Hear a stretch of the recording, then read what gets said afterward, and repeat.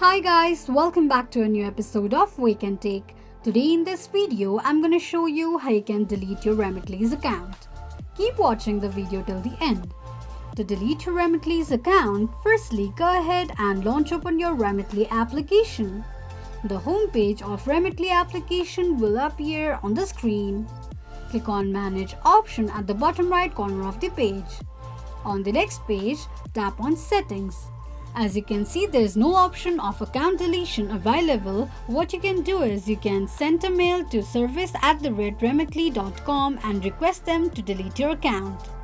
The next thing that you can do is live chat and ask them to delete your Remitly's account. This is how you can delete your Remitly's account quickly and easily just in few steps. If you have any thoughts or queries, let us know in the comments section. Don't forget to subscribe to our channel.